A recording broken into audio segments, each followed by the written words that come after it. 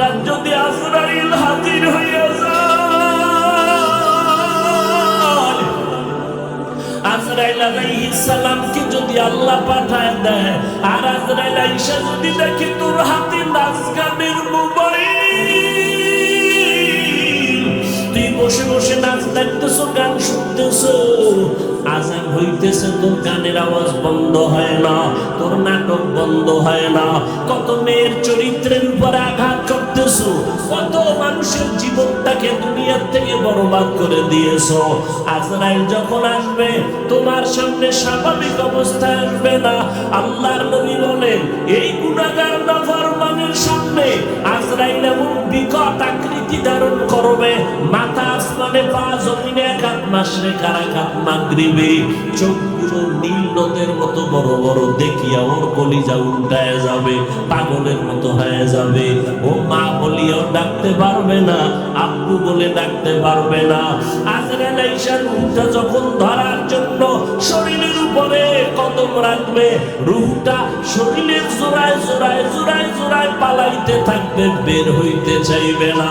চরমনের জমিনে ঘুমন্ত সৈয়দ ইসহাক রাহমাতুল্লাহ আলাইহি বলতেন, লাঠির আগায় আলকাতরা মাখিয়া তুলার মধ্যে বাড়ি দিলে তুলাগুলো যেমন লাঠির মধ্যে চলে আসে, ওরে গুনাহগার জাহান্নামের আসামির যুবক,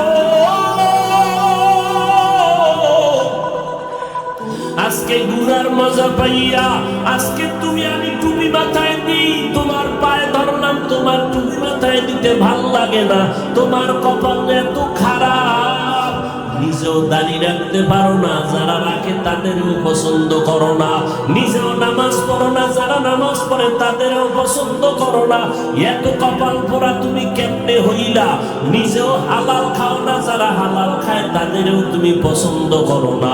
আজরাইল যখন রূহটা টান দিবে, সাথে সাথে শরীরের রগগুলো সিরিয়া রূহটা হাতের মধ্যে চলে যাবে। আল্লাহর নবী বলেন, জ্যান্ত বকরির চামড়া খুললে যেমন কষ্ট, এর থেকে শতগুণ কষ্ট বেশি হবে বেনামাজির জান কবজের সময়। অনেক সময় যারা মরণের মানুষের পাশে থাকেন দেখছেন, বেনামাজির জান কবজের সময় চোখ উল্টায় যায়, হাত পা বাঁকা হয়ে যায়, এর মাত্র কারণ আজরাইলের দেখিয়া সহ্য করতে পারে নাই। নবী বলেন, ওর জন্য আমার মাওলা জাহান্নাম বানায় রাখছে, একটা জেলখানা বানায় রাখছেন। ওরে আল্লাহর দেওয়া পানি, আল্লাহর দেওয়া বাতাস, আমার মাওলার দেওয়া সূর্যের আলো, আমার আল্লাহর দেওয়া চাঁদের আলো, আমার আল্লাহর দেওয়া জমিনের ফসল খাইতেছ, আল্লাহর দেওয়া নদীর মাছ খাইতেছ, আল্লাহর এত কিছু নিয়ামত খাইয়া যারা আল্লাহর বিরোধিতা করবি, মানবি না, আলেম ওলামারা পাও ধরে ধরে নামাজের দাওয়াত দেয়, শুনবি না, এরপরও গালাগালি করবি। আল্লাহর নবী বলেন, আল্লাহ রাগ করিয়া বলে, ফেরেশতা ওই জাহান্নাম ওর জন্য বানায় রাখছি জেলখানা, আমার হুকুম মানে নাই। সরকারের নজরে আমরা জনগণ সব সমান, কিন্তু এরপরও সরকার জেলখানা বানায় রাখছে, রাষ্ট্রের মধ্যে বালাখানাও বানায় রাখছে। জেলখানা কাদের জন্য? যারা সরকারের আইন অমান্য করবে তাদের জন্য জেলখানা, ওখানে রিমান্ডের মার দেওয়া হয়। আল্লাহ বলেন, আমার কাছে সব বান্দা মোহাব্বতে, আমি আল্লাহ চাই না কেউ জাহান্নামে যাক। এই জন্য আমি আল্লাহ প্রত্যেকটা রাতের গভীর তৃতীয় ভাগে আমি প্রথম আসমানে আসি, আমি আমার বান্দার গুনাহ মাফ করার জন্য ডাকতে থাকি। আলা মিন মুস্তাগফিরিন ফাআগফিরালা, আলা মিন মুস্তারজিকিন ফাআরজুকা। আমি আল্লাহ পাক ভোর রাত্রে আসি, প্রতিদিন প্রথম আসমানে আমি হাজির হয়ে যাই, আর আমি ডাকতে থাকি, রে গুনাহগারেরা তোরা কই? ওরে শয়তানের ধোঁকায় পড়িয়া যারা গুনাহ করেছো, ওরে তোর 30, 40, 50, 70 বছর হায়াতটারে গুনাহে যারা কাটাইছো, শয়তানের ধোঁকায় নামাজ পড়তে পারো নাই, শয়তানের ওয়াসওয়াসায় গুনাহ করেছো, আমি আল্লাহ হাজির, আমার কাছে উঠি একবার আল্লাহ বলিয়া ডাক দাও। আমি আল্লাহ তোমার গুনাহ মাফ করার জন্য জন্য হাজির হয়ে গেলাম। ওরে দুনিয়াতে তোমার অপরাধ যদি একটা হয়, এক ধরনের মামলা, যদি তুমি অপরাধ 2 লাইনে করো, 2 লাইনে 2 ধারায় মামলা, অপরাধ যদি 3 লাইনে করো, 3 ধারায় মামলা। এইভাবে কারো বিরুদ্ধে 10টা মামলা 10 ধারায়, কারো বিরুদ্ধে 30টা মামলা 30 ধারায়। 30 ধারার মামলার জন্য 30 বার হাজিরা দেওয়া লাগে এবং রায় 30 রকম হয়। কিন্তু আমার আল্লাহ বলেন, বান্দা তুই জিনা গুনাহ করছো, ধারা একটা, তুই মা বাবার সাথে বেয়াদবি করছো, ধারা আলাদা। কিন্তু আমার মাওলার কাছে ধারা কিন্তু গণনা নাই। তুই 30 বছর 50 বছর 70 বছর গুনাহ করিয়া পাহাড় বানাইছো। আরে বান্দা তুই যদি মাথা নত করিয়া একবার আমি আল্লাহকে আল্লাহ বলে ডাক দিয়ে বলো, হে মালিক, আমার আমল নামায় গুনার গুনাহ, আমার গুনার কারণে হাত না পাক, আমার চোখ না পাক, আমার জিহ্বা না পাক, আমার অন্তর না পাক। আমার গুনার খবর আমার মা জানে না, আমার ভাই জানে না, আমার অপরাধের খবর আমার ঘরের কেউ জানে না। যদি আমার মা বাবায় জানতো আমি জিনা করি, আমার মা বাবায় লাথি মেরে তাড়ায় দিত। মা বাবা ভাই বোনেরা যদি জানতো আমি চুরি করি, আমার কেউ ভালো জানতো না। ও আল্লাহ, তুমি জানো, তুমি দেখছো, এরপরেও রাগ করিয়া পানি বন্ধ করো নাই, খানা বন্ধ করো নাই। গুনার কারণে রাগ করিয়া আমার সম্মানের চেয়ার থেকে তুমি ফালাইয়া দাও নাই। গুনার কারণে তুমি রাগ করিয়া বাতাস বন্ধ করো নাই। গুনার কারণে বেজার হয়ে তুমি সূর্যের আলো চাঁদের আলো বন্ধ করো নাই। ও আল্লাহ, আজকে আমি তোমার কাছে আসছি ক্ষমার জন্য। আল্লাহ বলেন, বান্দা তুই একদিন আর 2 দিন না, বছর বছর 70-80 বছর গুনাহ করিয়া বিশাল বড় পাহাড় নিয়ে যদি আমি মাওলার কাছে মাথা নত করিয়া মাসির মাথা বরাবর এক ফোঁটা চোখের পানি ছেড়ে দিতে পারো, আমি আল্লাহর কাছে যদি দিলটা নরম করে মাওলারে ডাক দিয়ে বলো, আল্লাহ আর গুনাহ করব না, ওই জাহান্নামের আগুন সইতে পারবো না রে মালিক। ওরে ঘরের মধ্যে ঘুমাইতে গেলে মশারি টানায় ঘুমাই, মশার কামড়ে ঘুমানো যায় না। ও আল্লাহ, গুনাহ নিয়ে কবরে গেলে যে আযাব হবে সহ্য করতে পারবো না, কই পাবো মশারি? দুনিয়াতে সূর্যের গরম সইতে পারি না, রাতের বেলা সূর্য নাই তারপরও ঘাম আর গরম, ফ্যানের বাতাস দিয়াও আমার ঘাম কমে না, গরম কমে না। আর গুনাহগার হইয়া কবরে গেলে জাহান্নামের আগুন, ওই জাহান্নামের আগুনের গরম কেমনে সহ্য করব আল্লাহ? আমি সইতে পারবো না। ও আল্লাহ, জাহান্নামের আযাব সহ্য করতে পারবো না। একটা বেতের বাড়ি কেউ দিলে আমি বরদাস্ত করতে পারি না। আল্লাহর নবী বলেন, গুনাহ নিয়ে যারা কবরে যাবা, ওই 2 পার্শ্বের মাটিকে আমার আল্লাহ ডাক দিয়ে বলবে, রে কবরের মাটি, ওই নাফরমান বেনামাজির 2 পার্শ্ব থেকে জোরে জোরে চাপ দাও। এত জোরে 2 পার্শ্বের মাটি চাপ দিবে, পাথরের হাড়গুলো চুরমার হয়ে যাবে। একটা না, 2টা না, 70 থেকে 99টা সাপের কামড়। ও যুবকেরা, ও বিন্দু বাবাজিরা, ও পর্দার আড়ালের মা, ও বোনেরা, ভালো করিয়া বুঝো, 15,000 বছর হয়ে গেল আমার আল্লাহর কোরআনের ভুল কেউ প্রমাণ করতে পারে নাই। মকুন সুসুতি নামাজে পঞ্জগানা, ফাওয়াইলুল লিল মুসাল্লিনাল্লাযীনা মুমিনারা ইনামাজে ইমদাদে দাস্তাইনু আয়াতে কুরআন ওয়া মকুন সুসুতি নামাজে পঞ্জগানা, ফাওয়াইলুল লিল মুসাল্লিনাল্লাযীনা মুমিনারা ইনামাত ইমদাদে দাস্তাইনু আয়াতে কুরআবাখা একটুখানি নেকের তরে রোজ হাসরের মাঠেতে বাবা ঘুরবে ছেলের পিছে ছেলে বাবার আগেতে আহাতে মন কঠিন দিনেতে নামাজ তোমায় ভুলবে না ঠিক মতো পড়িলে নামাজ জান্নাত তোমার ঠিকানা ঘুমের চেয়ে নামাজ ভালো আর তুমি ঘুমাইও না ঠিক মতো পড়িলে নামাজ জান্নাত তোমার ঠিকানা আমার প্রাণের ভাই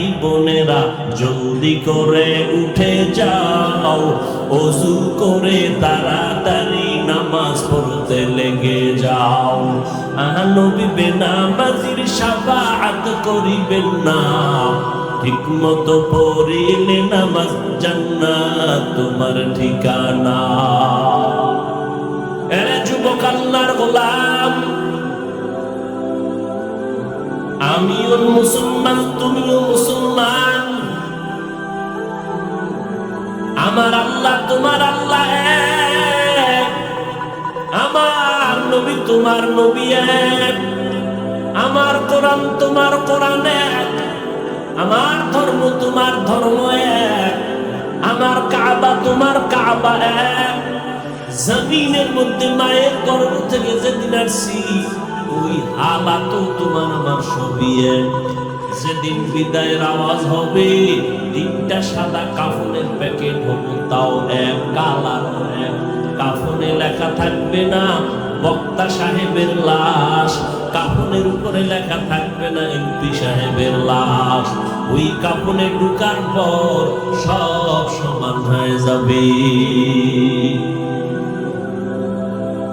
হিন্দুদের ধর্ম আলাদা আদর্শ আলাদা ইহুদির ধর্ম আলাদা আদর্শ আলাদা খ্রিস্টানের ধর্ম আলাদা আদর্শ আলাদা মুসলমানের ধর্ম এক আল্লাহ এক নবী এক কোরআন এক কাবা এক দুনিয়া থেকে বিদায় বেলা কাফন হবে তিনটা সংখ্যা এক কালার হবে আলাদা না এক কবরের সাইন হবে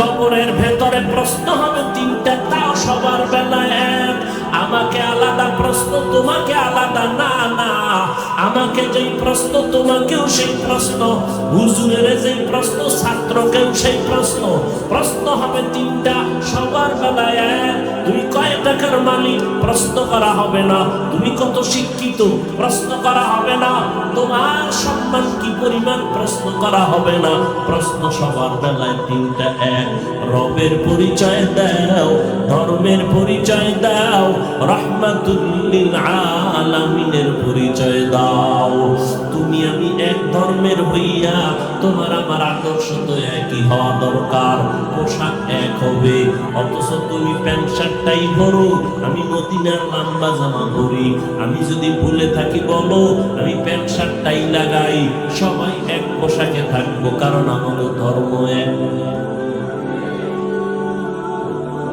তুমি এগুলো বুঝো না বুঝানোর জন্য রাত নাই দিন নাই 12 মাস আগে শীতের দিন ছাড়া ওয়াজ হইতো না মসজিদ মাদ্রাসার প্যান্ডেল ছাড়া ওয়াজ হইতো না এখন সিফা গলির মধ্যে রাস্তায় ওয়াজ ফজরের পরে বয়ান সারা রাত বয়ান আসরের পরে বয়ান মাগরিবের পরে বয়ান জোহরের পরে বয়ান হুজুর আপনি যাইয়া 10 মিনিট একটু দোয়া করে আসবেন আর কিছু দরকার নাই 12টা মাস কোন সময় খানা নাই ঘুম নাই সব আজকে সারাদিন মাত্র মাগরিবের সময় ইফতারি করলাম এরপরে আসলাম সেই ডাইরেক্ট স্টেজে উঠলাম কোথায় খানা কোথায় ঘুম আমি রকম প্রতিদিন 12 মাস দৌড়াইতেছি মুসলমানের বয়ান করি এত এই কথা একবার বলি নাই যে কষ্ট পাবে এই কথা বলি নাই বাবা ব্যবসা ছেড়ে দাও চাকরি ছেড়ে দাও স্কুল ছেড়ে দাও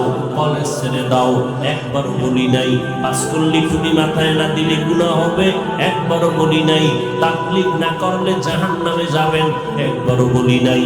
পীরের কাছে না গেলে জাহান্নামে যাবেন, একবারও বলি নাই। কওমি মাদ্রাসায় না পড়লে আপনি জাহান্নামে যাবেন, একবারও বলি নাই। এরপরও কি বলতে চাই, সব জায়গায় মানুষের বিনয়ের সাথে কথা বলি, পায় হাত রাইখা মাথা নত কইরে কথা বলি, একটা কর্কশ ভাষা ব্যবহার করি না। যদি অজান্তে হইয়েই যায়, হতেই পারে। কারণ 10টা কথা বললে একটা কথা একটু আঁকাবাঁকা হতেই পারে। 1 ঘন্টা 2 ঘন্টা প্রতিদিন চিল্লাইলে 2-1টা কথা একটু অজান্তে উল্টা পাল্টা হতে পারে। এটা আল্লাহর কাছেও ধরা নাই, জমিনের কাছেও ধরা নাই। এরপরও আমরা কতটা ভয় নিয়ে চলি। আপনাদের ফাঁকে ফাঁকে বলি, ভাইজান মনে কষ্ট পাইছেন নি, মাফ করে দেন। আবার মোনাজাতে আমার আল্লাহর কাছে আবার বয়ানের শেষে ক্ষমাও চাই। এরপরও বয়ান দিয়ে বুঝাই, কি বুঝাই? একটা কথা, ও দুনিয়ার নবীরা আসে, জমিনে যতদিন বেঁচে থাকবা গোলামি করবা একমাত্র আমার আল্লাহ। দুনিয়াতে যতদিন বেঁচে থাকবা আদর্শ মানবা মদিনাওয়ালা নবীর, আর কারো আদর্শ মানা যাবে না। এই কথা বলতেছি রে বাবা, কিন্তু দুঃখ এত বয়ানের পরেও আমি টুপি মাথায় না দিলে বড় লজ্জা লাগে। আর তুমি মুসলমান, টুপি মাথায় দিতে লজ্জা লাগে। আমি দাড়ি কাটতে লজ্জা পাই, তুমি দাড়ি রাখতে লজ্জা পাও। তুমি কেমন মুসলমান? আমি নামাজ না পড়লে লজ্জায় হুঁশ থাকে না, তোমার নামাজ পড়তে গেলে লজ্জা লাগে। আমি পর্দা না করলে লজ্জা পাই, আর তুমি পর্দা করতে গেলে লজ্জা পাও। আজকে যদি পর্দা থাকতো, জবানকে কন্ট্রোল রাখতা, তাহলে আমার যুবতী বোনেরা যুবকের চরিত্র নষ্ট করতে পারত না, আমার যুবকেরা যুবতীদের চরিত্র নষ্ট করতে পারত না। তুমি মুসলমান, আমি মুসলমান, সব বুঝি, এরপরও পায়ে ধরে বলতেছি টুপি মাথায় দিতে চাই না, বরং উল্টা আঘাত করি টুপিওয়ালাদের উপর, আক্রমণ করি কথার মাধ্যমে। দাড়ি রাখতে চাই না, পর্দা করতে চাই না, কি চাই? আবার এর মধ্যে একদল ঘি ডালে, ঘি কি এত ইবাদত লাগে না, নফল লাগে না, টুপির মধ্যেই কি ইসলাম, দাড়ির মধ্যেই কি ইসলাম, পর্দার ভিতরেই কি ইসলাম? এভাবে করতে করতে খালি প্রশ্নবোধক চিহ্ন দিয়া এখন সবগুলো না বানায় দিল। তাহলে দাড়ির মধ্যে ইসলাম নাই, টুপির মধ্যে নাই, পোশাকের মধ্যেই কি ইসলাম, পোশাকেও নাই, ইসলাম রাখুন।